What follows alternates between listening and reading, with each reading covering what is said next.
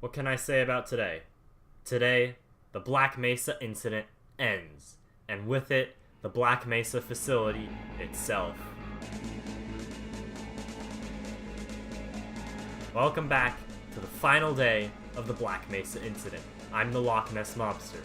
Yesterday, the Black Mesa incident escalated into a full-on battle, which, ironically, the HECU soon found it could no longer fight. And as they pulled out, Race X and the Black Ops came in to take their place. And today, the Xenians will be the ones retreating. As yesterday, Gordon Freeman journeyed to Zen in search of the Nihilanth to kill, and does succeed in such, though we do not have a concrete time. With the Nihilanth destroyed, so is his grip on power in Zen, and the Vortigaunt slaves are freed, while the remaining controllers and grunts try to maintain control. As a result of all this, the ability of Zen to really put up a fight in the arena that is Black Mesa is now severed, and they will end up pulling out of Black Mesa over the course of today. Now you might think that now that the Nihilanth is dead, the rifts between Earth and Zen can now be closed, right?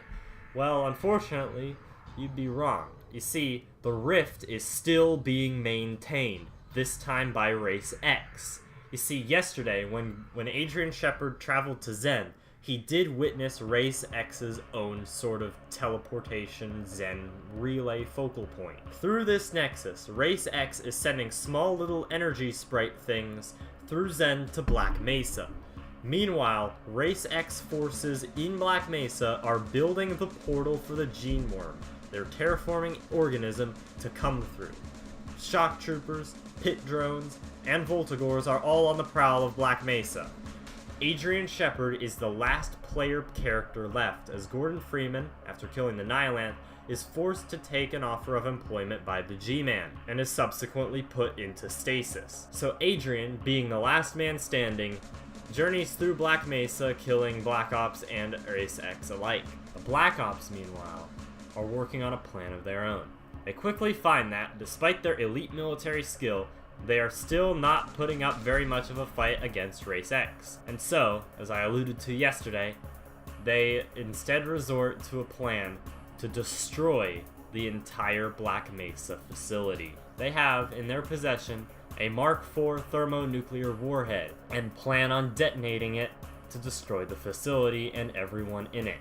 Adrian Shepard, this afternoon, will catch on to their plans and will deactivate the bomb, but as he leaves, the G-Man himself rearms it, and Black Mesa will be destroyed. But first, there was still one matter left, the Gene Worm, which Adrian Shepard himself will fight a hard-fought battle with, as the worm finally sticks its head through Race X's portal. As Adrian destroys the beast, the chamber will cave in, but not before the G-Man rescues him.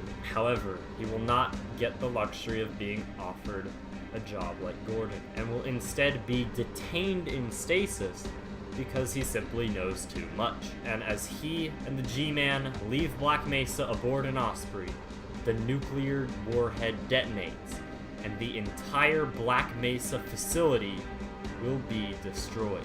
And now comes the aftermath. Well, immediately after the destruction of Black Mesa, Aperture Science, who is by now under control of GLaDOS, has now lost the race for government funding, now that Black Mesa is no more. Meanwhile, now that the Gene Worm and Race X are also no more, at least on Earth, the rifts are able to close now, right? Well, not exactly. You see, the rifts do still exist, though it is unclear why. Whether it's that the Combine are keeping them open, or if it's that they've been open for so long that they're just going to stay that way, or perhaps the nuclear blast has somehow caused them to stay open.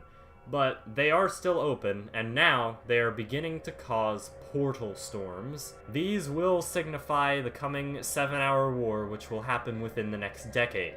But that is a story for another time. You see, I originally wanted to do this series consecutively and continue on through the events of Half-Life 2, and also talk about what happened between the games.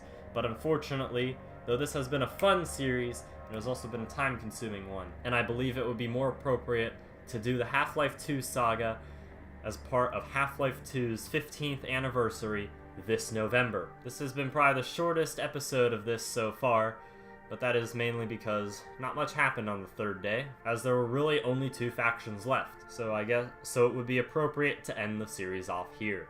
I would like to have a special thanks to Dreadisle, Glorious Rigby, and Space Lad who helped out with this video, and also to the Time Ghost YouTube channel for coming up with this style of video. To end this off, I've been the Loch Ness Mobster, and this was the Black Mesa Incident.